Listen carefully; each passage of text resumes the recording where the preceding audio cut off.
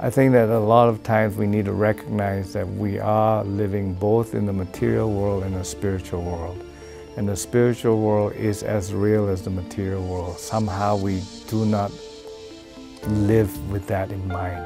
And the spiritual world is such that the enemy is always seeking to diffuse our effectiveness.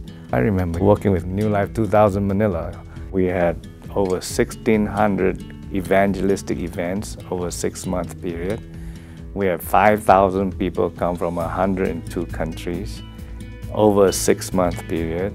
And we are trying to work with churches, and that logistically was an amazing thing.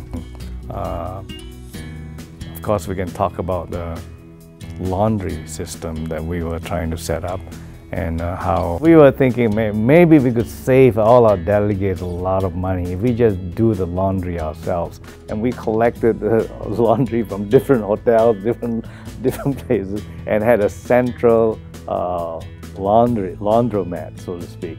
And we would do that, and then when we started sending them back, we didn't actually get them always to the right person that sent them in. And so, can you imagine 5,000 people with their laundry misplaced or given different places?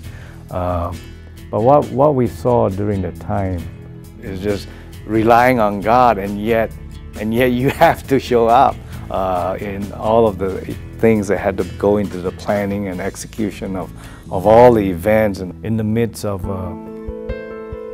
earthquakes during that time, and threats and all of that. And for us as a family, woman and I, we had all kinds of things happening to us that we couldn't understand. My daughter was standing waiting for a bus to go to Faith Academy. The bus hit a rock flew, hit her, and that happened. We had a fire next door to us. And even during that time, I think there was also where we had a coup that was happening.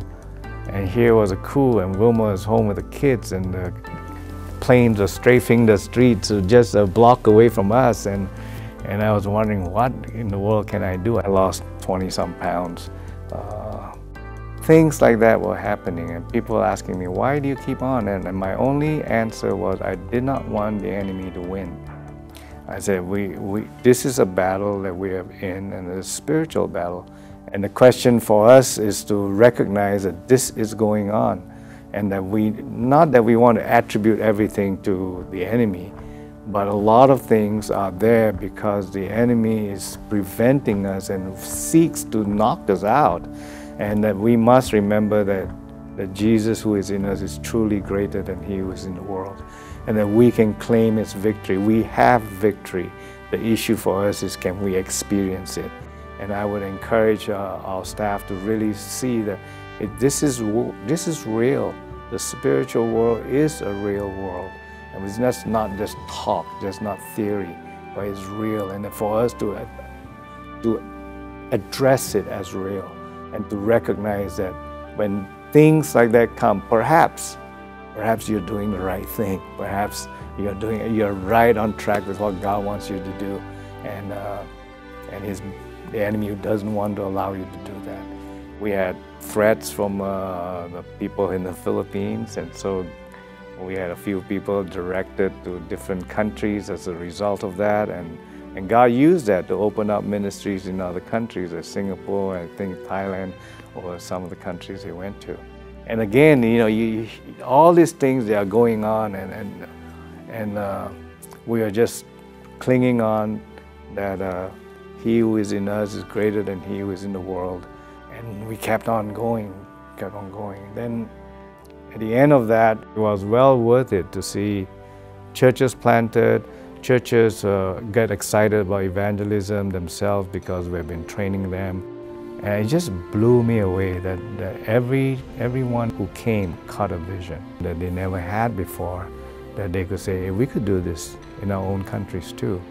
And so I think for that it was well worth the effort, because God did some major work in our lives as we saw God working in Manila it still continues. The impact still continues until today.